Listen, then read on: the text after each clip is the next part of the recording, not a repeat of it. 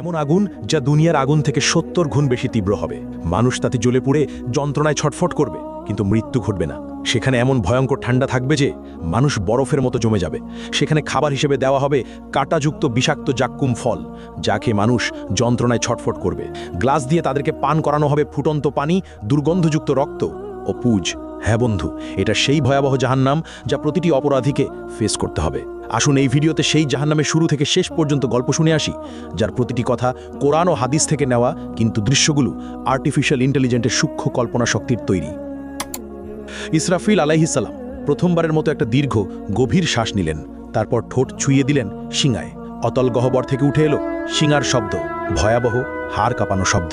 প্রথমে তাতে কেঁপে উঠল মক্কা আল মুকাররামা, তারপর সেই ঢেউ ছড়িয়ে পড়ল মদিনা আল মুনাওয়ারাতে, আবৃত করল মসজিদে নববীর প্রতিটি ইট, প্রতিটি স্তম্ভ। কাঁপল ইস্তাম্বুল, দুলে উঠল ঐতিহাসিক আয়া সোফিয়া। লন্ডনে থেমে গেল বিগ বেনের সময়। নিউ ইয়র্কের আকাশচম্বী দালানগুলো গর্জে উঠল ভয়ের কম্পনে। টোকিওতে যন্ত্রপাতি ছিন্ন ভিন্ন হয়ে পড়ল। একই মুহূর্তে গোটা পৃথিবীর প্রতিটি প্রান্তে ছড়িয়ে পড়ল সে বিকট শব্দ। আকাশের তারারা একে একে নিভে যেতে লাগল। সেই দীপ্তিমান সূর্য ডুবে গেল অদৃশ্য অন্ধকারে, আর চাঁদ ভেঙে টুকরো টুকরো হয়ে গেল আকাশের বুকে। মুহূর্তেই সমগ্র মহাবিশ্ব এক বিশাল কবরস্থানে রূপ নিল। নেমে এলো নীরব নিস্তব্ধতা। সবকিছু সম্পূর্ণ অন্ধকার, সবকিছু মৃত্যু কোলে ঢলে পড়েছে। সবকিছু আচ্ছাদিত হয়ে গেল, শুধু আল্লাহ অবশিষ্ট রইলেন। ঘোষণা আসলো, আজ কার জন্য রাজত্ব? কিন্তু কেউ উত্তর দিল না। কতক্ষণ স্থায়ী হলো এই ভয়াবহ নীরবতা? ৪০ বছর, নাকি ৪০ দিন, নাকি ৪০ ঘন্টা? কেউ জানে না, কারণ সময়ও থেমে গেছে, স্থানও বিলীন হয়ে গেছে। শুধু আল্লাহ জানেন এই অপেক্ষার দৈর্ঘ্য কত হবে। মৃতরা মিশে গেছে মাটির সঙ্গে, হাড়গুলো মিশে গেছে ধুলায়, চুলগুলো পচে গেছে, নখেরও অস্তিত্ব নেই। কিন্তু আত্মাগুলো এখনও অপেক্ষায় আছে। বারজাকের জগতে তারা অপেক্ষা করছে, কারোর জন্য কবরের শাস্তি, কারোর জন্য কবরের নেয়ামত। কিন্তু সবাই অপেক্ষায়। তারপর এলো সেই পবিত্র মুহূর্ত।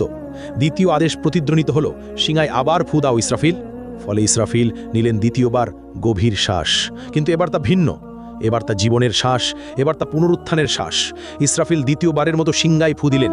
শব্দ ছড়িয়ে গেল সর্বত্র। পৃথিবী ফেটে যেতে লাগলো প্রচণ্ড শব্দে। এক এক করে কবরগুলো খুলে গেল। ভেতর থেকে উঠল হাত, তারপর বাহু, তারপর মাথা। হাড়গুলো এক একে জোড়া লাগলো। মাংস জুড়ে গেল হাড়ের সঙ্গে। চুল গজিয়ে উঠল মাথায়। চোখ বসে গেল চোখের কোটরে। প্রতিটি মানুষ দাঁড়িয়ে গেল একে একে, ধুলো মাটিতে ঢাকা, অবাক, নগ্ন, ভীত আর কাঁপছে। তারা জিজ্ঞেস করলো, কে আমাদের ঘুম থেকে জাগালো? তারপর তারা মনে করল সেই ভয়াবহ সত্য। তারা বলতে লাগলো, হায় আফসোস, আমাদের নবীগণ সত্য বলেছিলেন। এটাই সেই প্রতিশ্রুতি যা দয়াময় আল্লাহ দিয়েছেন। এই চিৎকার ছড়িয়ে পড়ল চারদিকে, প্রতিধ্বনিত হলো আর্তনাদ। কিন্তু এখন অনেক দেরি হয়ে গেছে। ভয়ঙ্কর ভয় বিরাজ করছে সবখানে। তারা পালানোর জায়গা খুঁজছেন, কিন্তু নেই। তারা লুকানোর জায়গা খুঁজছেন, কিন্তু তাও নেই। তারপর দূর থেকে ভেসে আসছে কণ্ঠস্বর। ফেরেশতাগণ বললেন, লাইন ধরো, সবাই হাসরের ময়দানে যাও। এই আদেশ শুনে মানুষ যেন পালহারা ভেড়ার পাল টেনে নেওয়া হচ্ছে একে একে, দলবদ্ধভাবে। কাঁপতে কাঁপতে হাঁটছে, শ্বাস আটকে যাচ্ছে, হৃৎপিণ্ড দ্রুত কাঁপছে। তারা ফিসফিস করছে, ইয়া রাব্বি, ইয়া রাব্বি। কিন্তু এখন অনেক দেরি হয়ে গেছে। যখন সুযোগ ছিল দুনিয়ায়, তখন তারা নামাজ পড়েনি, তখন তারা আল্লাহকে মনে রাখেনি। এখন মনে পড়ছে, কিন্তু খুব দেরি হয়ে গেছে। এদিকে হাসরের ময়দান পৃথিবীর মতো বিস্তৃত, বরং আরও প্রশস্ত। কোটি কোটি মানুষ, অসংখ্য প্রাণ একত্রে। আদম আলাইহিস সালাম থেকে শেষ নবজাতক পর্যন্ত সবাই এখানে উপস্থিত। অসংখ্য ভিড়, শ্বাস নেবার জায়গা নেই, চলাফেরার জায়গা নেই। মানুষ ভয়ে একে অপরকে চেপে ধরছে। সূর্যকে কাছে আনা হয়েছে, ঠিক মাথার উপরে, শুধু 1 মাইল দূরে। কি অসহ্য তাপ! শরীর থেকে ঘাম ঝরছে অবিরত। কেউ তাদের গোড়ালি পর্যন্ত ঘামে ডুবে আছে, এরা সামান্য পাপী। কেউ হাঁটু পর্যন্ত ডুবে আছে, এরা মাঝারি পাপী। কেউ কোমর পর্যন্ত ডুবে আছে, এরা অনেক পাপী। কেউ গলা পর্যন্ত ডুবে আছে, এরা মারাত্মক পাপী। কেউ ঘামের মধ্যে মুখ নাক ঢেকে আছে, এরা সবচেয়ে ভয়ঙ্কর পাপী। তারা ঘামে ডুবে যাচ্ছে, কিন্তু মরতে পারছে না, কারণ মৃত্যু আর নেই। এই শাস্তির মধ্যেই সময় অতিবাহিত হচ্ছে। বছরের পর বছর কেটে যাচ্ছে, তবুও তারা দাঁড়িয়ে হাসরের ময়দানে। 1000 বছর গেল, 2000 বছর গেল, 3000 গেল, 5000 গেল, 10,000 গেল, এইভাবে 50,000 বছর চলে গেল। তবুও তারা অপেক্ষায়। তারা কাঁদছে, ইয়া রাব্বি, ইয়া রাব্বি, আমাদের বিচার শুরু করো না এখনই। এই অপেক্ষা শাস্তির চেয়েও কঠিন। আমাদেরকে জাহান্নামে নিক্ষেপ করো, কিন্তু তবু এই অপেক্ষা শেষ করো। আমরা আর পারছি না। কিন্তু আল্লাহ যিনি ন্যায় বিচারক তাদেরকে অপেক্ষায় রাখলেন, কারণ দুনিয়ায় তারা তার আদেশকে অপেক্ষায় রেখেছিল। তারা সালাত বিলম্ব করেছিল, তারা তওবা পিছিয়ে দিয়েছিল, আর আজ তারাই অপেক্ষায়। এমন সময় জাহান্নামের আগমন। হঠাৎ দূর থেকে একটা ভয়ঙ্কর শব্দ ভেসে এলো, যেন হাজার আগ্নেয়গিরি বিস্ফোরিত হচ্ছে, যেন লক্ষ ভূমিকম্প একসঙ্গে ঘটছে। শব্দ ক্রমশ তাদের কাছে আসছে, মানুষ কানে আঙ্গুল দিচ্ছে, কিন্তু কোনো লাভ নেই। শব্দ তাদের হাড় কাঁপিয়ে দিচ্ছে, অস্থিমজ্জায় ঢুকে যাচ্ছে। তারপর দূর থেকে দেখা দিল জাহান্নাম, ভয়ঙ্কর জাহান্নাম, 70,000 শৃঙ্খল দিয়ে বাঁধা। প্রত্যেক শৃঙ্খলে 70,000 ফেরেস্তা টেনে আনছে। জাহান্নাম যেন জীবন্ত দানব, রাগান্বিত, ক্ষুধার্ত আর বুনো। মানুষকে দেখে সে আরও দ্রুত ছুটতে চায়। শৃঙ্খল টেনে ধরে আছে ফেরেস্তারা অত্যন্ত কষ্টে। জাহান্নাম গর্জে উঠছে, সে মানুষকে কেতে চায়। যখন হাসরের মাঠের দিকে আসে, তার ক্রোধ আর ধরে রাখা যায় না। হঠাৎ ভেতর থেকে বের হলো এক বিশাল অগ্নিপিণ্ড, একটি মোটো পাহাড়ের মতো আকারের জ্বলন্ত দাউ দাউ করা আগুন। বিদ্যুতের গতিতে হাসরের মাঠের দিকে ছুটে এলো। কয়েক সেকেন্ডের মধ্যে মানুষের কাছে পৌঁছে গেল। সেই আগুন দেখে মানুষ পাগল হয়ে গেল। তারা দৌড়াতে লাগলো, কিন্তু কোথায়? সেই জায়গা তো নেই। যেদিকে দৌড়াচ্ছে আগুন ওখানেই, যেদিকে তাকাচ্ছে আগুন সেখানেই। তারা লুকিয়ে যাবার জায়গা খুঁজছেন, নিজেদের মাটিতে ছুঁড়ে ফেলছেন, কিন্তু আগুন থেমে নেই, এগিয়ে আসছেই অবিরত। মাত্র কয়েক সেকেন্ড বাকি, এর মধ্যেই এটি পুড়িয়ে ফেলবে সমগ্র হাসরের ময়দান। কোটি কোটি মানুষ ছাই হয়ে যাবে। কিন্তু সেই শেষ মুহূর্তে আসমান থেকে নূরের ঝলক নিয়ে আসবেন জিবরাইল আলাইহিস সালাম।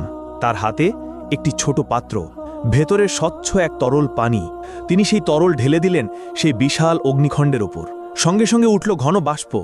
আগুন তাৎক্ষণিক নিভে গেল, ফলে বরফ শীতল এক পাথরে পরিণত হল। কোটি কোটি মানুষ একই মুহূর্তে গভীর শ্বাস নিল, যেন তারা বেঁচে গেল। কিন্তু এটি শেষ রক্ষে ছিল না। মানুষ হতবাক হয়ে জিজ্ঞেস করল, ওটা কি তরল পানি ছিল? কিভাবে এত ভীতিকর আগুন নিভে গেল? তখন জিবরাইল আলাইহিস সালাম বললেন, ওটা ছিল তোমাদের চোখের জল। দুনিয়ায় যে চোখের জল তোমরা ফেলেছিলে, রাতের বেলায় সালাতে কাঁদতে কাঁদতে, আল্লাহর ভয়ে, তার ভালোবাসায়, নিজের গুনাহের অনুশোচনায়, কুরআন পড়তে গিয়ে, আজান শুনতে গিয়ে, মায়ের বাবার জন্য দোয়া করতে গিয়ে, এটা সেই পবিত্র অশ্রু। এগুলোই এই আগুন নিভিয়েছে, তোমাদেরকে রক্ষা করেছে, কিন্তু তা কেবল অল্প সময়ের জন্য। তখন মুমিনরা আনন্দে কেঁদে বলল, আলহামদুলিল্লাহ, আলহামদুলিল্লাহ। আর কাফেররা ভয়ে কাঁপবে আরও বেশি, কারণ তাদের কোনো অশ্রু নেই, ফলে তাদের রক্ষাকারীও নেই। অতঃপর হিসাবের সময় এসে গেল। নাম ধরে ডাকা হচ্ছে একে একে। যার নাম ডাকা হয় সে কাঁপতে কাঁপতে আল্লাহর সামনে আসে। ভয়ে হৃৎপিণ্ড ফেটে যাওয়ার মতো অবস্থা, শ্বাস বন্ধ হয়ে আসে। মহান আল্লাহ তার হাতে দেন হিসাবের বই। এটাই জীবনের চূড়ান্ত সিদ্ধান্ত। যে সৎকর্ম করেছে তার বই ডান হাতে দেওয়া হয়। সে আনন্দে বলে ওঠে, নাও পড়ো আমার হিসাব। আমি নিশ্চিত ছিলাম আমাকে হিসেব দিতে হবে। আর যে মন্দ কর্ম করেছে তার বই দেওয়া হয় বাম হাতে, পেছন দিক থেকে। সে উন্মাদ হয়ে চিৎকার করে ওঠে, হায় আফসুস, যদি আমাকে বইটা না দেওয়া হতো, যদি আমি আমার হিসেব না জানতাম। তখন মানুষ ভয়ে হতাশায় মিথ্যা বলল, ইয়া রব, আমি কিছুই করি নাই। ইয়া রব, আমি জানতাম না। ইয়া রব, আমি নির্দোষ। ইয়া রব, এটা আমার ছিল না, আমি খেয়াল করিনি। তখন আল্লাহ বললেন, মিথ্যা বলো না, তোমরা সত্য লুকাতে পারবে না। সবকিছু লেখা আছে, সবকিছু সংরক্ষিত আছে। তখন হঠাৎ মানুষের মুখ সিল করে দেওয়া হলো, কিন্তু মানুষের হাত কথা বলতে শুরু করলো। মুখ নেই, কিন্তু শব্দ আসে। ইয়া রব, এই হাতে সে টাকা চুরি করেছে। ইয়া রব, এই হাতে সে হারামে হাত দিয়েছে। ইয়া রব, এই হাতে সে জুলুম করেছে।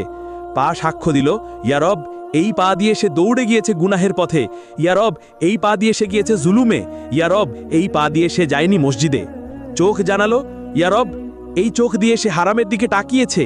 ইয়া রব, এই চোখ দিয়ে সে নোংরা ছবি দেখেছে। কান বলে উঠল, ইয়া রব, এই কান দিয়ে সে হারাম শুনেছে। ইয়া রব, এই কান দিয়ে সে গীবত শুনেছে। জিহ্বা বলে উঠল, ইয়া রব, এই জিহ্বা দিয়ে সে মিথ্যা বলেছে। ইয়া রব, এই জিহ্বা দিয়ে সে গীবত করেছে। ইয়া রব, এই জিহ্বা দিয়ে সে গালাগাল করেছে। মানুষ হতবাক হয়ে গেল। নিজের অঙ্গ প্রত্যঙ্গই তাকে ধোঁকা দিচ্ছে। তারা আক্ষেপে নিজেদের চামড়াকে বলল, তোমরা কেন আমাদের বিরুদ্ধে সাক্ষ্য দিলে? তারা উত্তর দিল, আল্লাহ যিনি সব কিছুকে কথা বলান, তিনি আমাদেরও কথা বলালেন। এভাবে সত্য প্রকাশ হয়ে গেল পুরোপুরি। কিছুই আর গোপন থাকলো না। সে আর মিথ্যা বলতে পারল না, সে আর অস্বীকার করতে পারল না, কারণ তার নিজের দেহ সাক্ষ্য দিয়েছে। অতঃপর প্রত্যেক কাজের ন্যায় বিচার হবে। অতি সামান্য ভালো কাজেরও প্রতিদান পাবে, অতি সামান্য মন্দ কাজেরও শাস্তি পাবে। কিছু বান্দাকে আল্লাহ ক্ষমা করলেন তার রহমতে, তার করুণায়, কিন্তু অধিকাংশ যাবে জাহান্নামে। আদম সন্তানের প্রতি ১,৯৯৯ জন যাবে জাহান্নামে। এভাবে হিসাব শেষ হলো। এবার আসলো বিচ্ছেদের সময়। মানুষকে লোহার শৃঙ্খল গলায়, হাতে, পায়ে দিয়ে ভেড়ার পালের মতো টেনে নেওয়া হচ্ছে জাহান্নামের দিকে। তারা কাঁদছে, মিনতি করে, ইয়া রব, আমাদের আরেকবার সুযোগ দাও, আমাদেরকে দুনিয়ায় ফিরিয়ে দাও, আমরা নিজেদের ঠিক করব, আমরা ভালো হয়ে যাব। কিন্তু না, অনেক দেরি হয়ে গেছে, আর এমন সুযোগ নেই। ফেরেশতারা তাদেরকে টেনে নিয়ে যাচ্ছে নিষ্ঠুরভাবে। চলো, এটাই তোমাদের জায়গা। অতপর জাহান্নামের উপর বিস্তৃত হলো একটা সেতু, চুলের মতো সূক্ষ্ম, তরোয়ালের মতো ধারালো। হ্যাঁ, এটাই সিরাত। তাদেরকে তা অতিক্রম করতেই হবে। কিন্তু কিভাবে? এমন সূক্ষ্ম সেতু পার হওয়া কি সম্ভব? মুমিনরা তাদের নূর নিয়ে যাবে, তাদের জন্য এটি হবে সমতল রাস্তার মতো, তারা সহজেই দৌড়ে পার হয়ে যাবে। কিন্তু মুনাফিকরা আটকে যাবে মাঝপথে, তাদের নূর নিভে যাবে, ফলে তারা অন্ধকারে পড়ে থাকবে। আর কাফেরদের কোনো নূর নেই, তারা এক পাও ফেলতে পারে না, তারা হোঁচট খায়, পড়ে যায়। বেশিরভাগ সিরাত পার হতে পারবে না, তারা হোঁচট খেয়ে জাহান্নামে পড়ে যায়, যেন ৭০ বছর ধরে পড়ে যাচ্ছে জাহান্নামের গহ্বরে। প্রতিটি পতন এক একটি চিৎকার, লক্ষ চিৎকার, কোটি কোটি চিৎকার। জাহান্নাম হা করে অপেক্ষা করছে ক্ষুধার্ত দানবের মতো। সে গিলে নিচ্ছে পতিতদের একের পর এক, একজন, দুজন, হাজারো, লাখো, কোটি, গিলে যাচ্ছে অবিরাম, কখনো ভরে না। আল্লাহ তখন জিজ্ঞেস করবেন, তুমি কি ভরে গেছো? জাহান্নাম বলল, আরও আছে কি? আমি এখনো ক্ষুধার্ত, আমি এখনো ভরি নাই। অতপর যখন পতিতরা জাহান্নামে প্রবেশ করে, তারা সম্মুখীন হয় এক ভয়ঙ্কর উত্তাপের। এই পৃথিবীর আগুনের তুলনায় ৭০ গুণ বেশি তাপ। তাদের চামড়া সঙ্গে সঙ্গে পুড়ে যায়, তারপর নতুন চামড়া আসে, আবার তা পুড়ে যায়। এভাবে চলছেই আছে। জাহান্নামের আগুন মানুষ ও পাথর দ্বারা জ্বালানি পেল, ফলে এটি অকল্পনীয় উত্তাপে জ্বলে উঠল। ফলে তাদের শুরু হলো তৃষ্ণা, ভয়ঙ্কর তৃষ্ণা। তারা পানি চাইবে, দেওয়া হবে, কিন্তু কেমন পানি? তাদের দেওয়া হবে ফুটন্ত পানি, যা তাদের অন্ত্র ছিঁড়ে ফেলবে। তাদের দেওয়া হবে পুজ পানি পান করতে, তারা তা গিলতে চাইবে, কিন্তু পারবে না। প্রতিটি দিক থেকে মৃত্যু তাদের কাছে আসবে, কিন্তু তারা মরবে না। তারা খাদ্য চাইবে, দেওয়া হবে, কিন্তু কেমন খাদ্য? তাদের খাদ্য হবে কেবল কাঁটাযুক্ত উদ্ভিদ। এটি এমন এক জাক্কুম বৃক্ষ, যা জাহান্নামের তলদেশ থেকে জন্মায়। এর ফল শয়তানের মাথার মতো। প্রতিটি গ্রাসে আরাম নয়, বরং ব্যথা আসে। তারা না চাইলেও জোর করে তা তাদের খাওয়ানো হবে। জাহান্নামের শাস্তি শুধু উত্তপ্ত আগুন নয়, এখানে আছে জামহারির, যা ততটাই কষ্টদায়ক ঠান্ডা যেমন আগুনের উত্তাপ। অসহনীয় গরম আর ঠান্ডা প্রমাণ করে যে জাহান্নামের যন্ত্রণা সব দিক থেকে ঘিরে রাখবে। এখন সবাই তাদের স্থান খুঁজে নিয়েছে। জান্নাতের মানুষ জান্নাতে, আর জাহান্নামের মানুষ জাহান্নামে। দরজাগুলো চিরতরে বন্ধ হয়ে গেছে, ভাগ্য নির্ধারিত হয়ে গেছে, চিরকালীন সময় শুরু হয়েছে, আর কোনো ফেরত নেই। জাহান্নামের মানুষ সেখানে চিরকাল থাকবে। চিরকাল, ট্রিলিয়ন বছর, কোয়াড্রিলিয়ন বছর, কখনো শেষ হবে না। জাহান্নামের ৭টি দরজা রয়েছে, অর্থাৎ ৭টি আলাদা স্তর, ৭টি আলাদা দরজা, ৭টি শাস্তি। ৭টি দরজা পাহাড়ের মতো বিশাল, একটির নিচে আরেকটি স্তূপ হয়ে আছে গভীরতর দিকে। ওই দরজাগুলোর আড়াল থেকে এক আলো জ্বলে ওঠে, যার হৃদয়ে ভয়ের সঞ্চার করে। এই দরজার প্রহরীর সামনেই থাকবে চোপ বজ্রের মতো, চেহারা কঠোরতায় খোদাই করা। জাহান্নাম সৃষ্টির দিন থেকে সে কখনো হাসেনি, অটল, নির্মম, প্রহরায় অবিচল। প্রতিটি দরজা ভিন্ন পাপীদের জন্য, প্রতিটি স্তরে আলাদা শাস্তি, কেউ হালকা, কেউ ভয়ঙ্কর। লোকেরা জাহান্নামের দারোয়ান মালিককে ডাকবে, হে মালিক, তোমার রবকে ডাকো, আমাদের জীবন শেষ করে দিক। কিন্তু মালিক উত্তর দেবে শুধু নীরবতায়। প্রথম দরজা আকাশ কাঁপানো গর্জনে খুলবে, এর উপর লেখা থাকবে জাহান্নাম। এই স্থান মুসলিমদের জন্য, যারা ঈমান এনেছিল কিন্তু গাফেল ছিল, ঈমানদার যারা সালাত ছেড়েছিল, যারা বলতো পরে পড়ব, যারা মিথ্যাকে অভ্যাস বানিয়েছিল, যারা মানুষকে কষ্ট দিয়েছে, অন্যায় করেছে, মানুষের হক মেরেছে, যারা বলেছে আল্লাহ তো ক্ষমা করে দেবেন, কিন্তু তাওবা করেনি। তারা যখন প্রবেশ করবে তখন তারা কেঁপে উঠবে, আমরা কি ঈমানদার ছিলাম না? আমরা কি শাহাদা বলিনি? হ্যাঁ বলেছিল, কিন্তু এর দায়িত্ব পালন করেনি। এখানকার শাস্তি অস্থায়ী, যতদিন তাদের গুনাহ থাকবে ততদিন শাস্তি চলবে, তারপর তারা জান্নাতে যাবে। কিন্তু ততদিন পর্যন্ত প্রতিটি ছেড়ে দেওয়া সালাত সমান একটি আগুন, প্রতিটি মিথ্যা একটি শিখা, প্রতিটি গুনাহ একটি যন্ত্রণা। আর দ্বিতীয় দরজা খুলবে এক বুনো চিৎকারে, তার নাম লাজা, অর্থাৎ এমন শিখা যা গ্রাস করে। এই আগুন জীবন্ত, এটি যেন বুদ্ধি রাখে, শিকার খোঁজে। এটি খুঁজে নেয় তাদেরকে যারা ইসলামকে উপহাস করেছে, যারা কোরআনের আয়াত শুনে হেসেছে, যারা আজান শুনে উপেক্ষা করেছে, যারা মুসলমানদের নিয়ে ঠাট্টা করেছে। লাজা তাদেরকে আক্রমণ করবে, সাপের মতো লাফিয়ে পড়ে, সিংহের মতো মাংস ছেড়ে ফেলবে, হাড় ভাঙবে, আবার তা জুড়ে দিবে। কারণ এখানে ব্যথা এক অন্তহীন চক্র। আর তৃতীয় দরজা সাকার গভীর নীরবতায় খুলবে।